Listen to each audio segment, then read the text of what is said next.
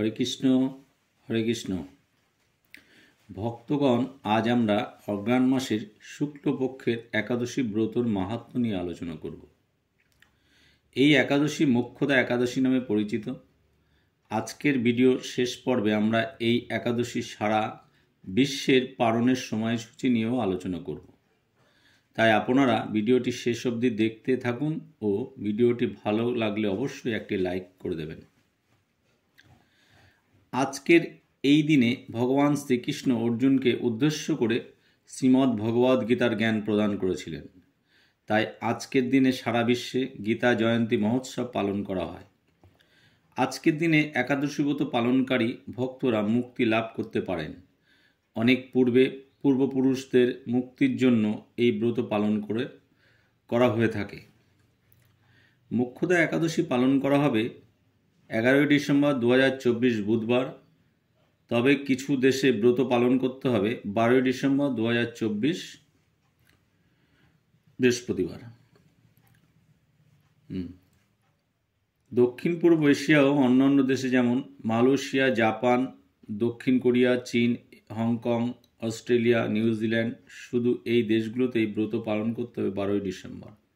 বাকি সব স্থানে ব্রত পালন হবে 11 ডিসেম্বর বুধবার।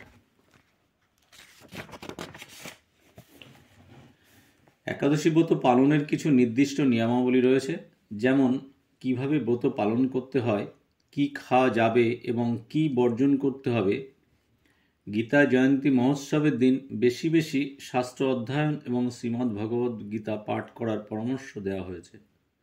উপবাস পালনকালে ফলমূল, জল, দুধ, কাজু, সেদ্ধ আলু, সেদ্ধ মিষ্টি আলু, সাবুদানা ইত্যাদি গ্রহণ করা যেতে পারে।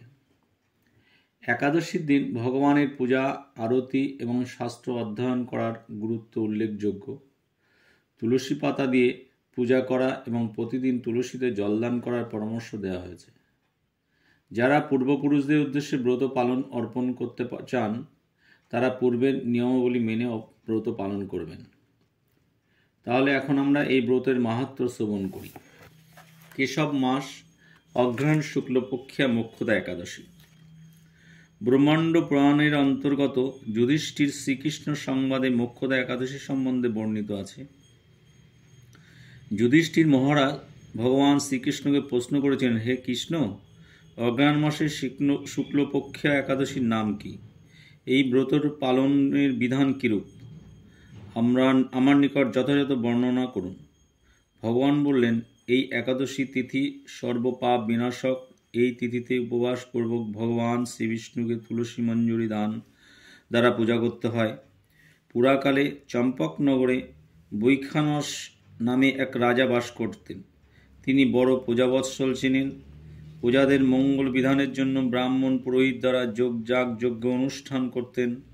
রাজা একদিন শেষ রাত্রে স্বপ্ন দেখলেন তার পিতৃদেব নরক থেকে উদ্ধারের জন্য জানাচ্ছেন। এই স্বপ্ন দেখা অবধি তার কিছুতেই মনে শান্তি নাই। রাজ্য পরিপালনে তার মোটেই মন বসছে না। এমনকি আত্মীয় পরিজন, স্ত্রী, পুত্র, কন্যার প্রতিও তার আপন বুদ্ধি জাগছে না।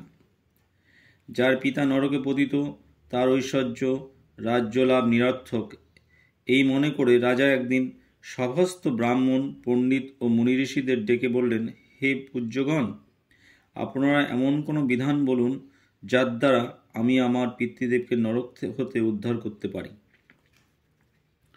তখন ব্রাহ্মণগণ বললেন, হে রাজন, পাশেই পর্বতমুনির আশ্রম।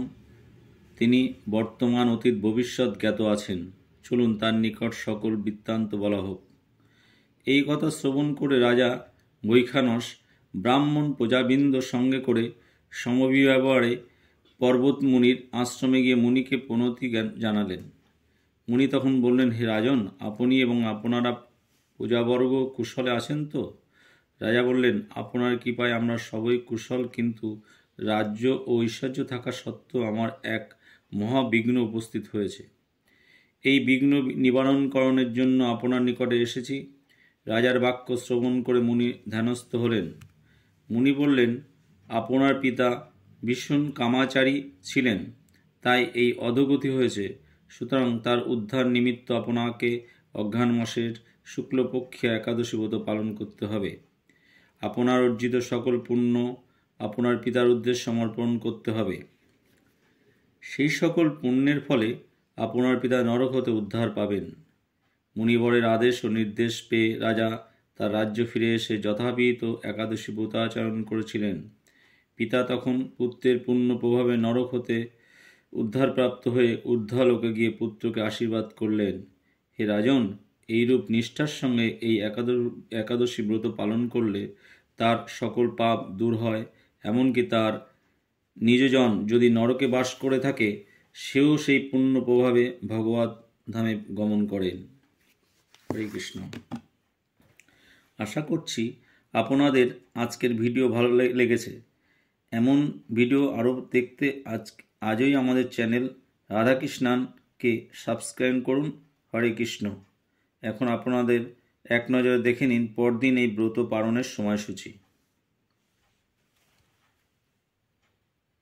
হরে কৃষ্ণ কৃষ্ণ কৃষ্ণ হরে হরে, হরে রাম রাম রাম হরে হরে।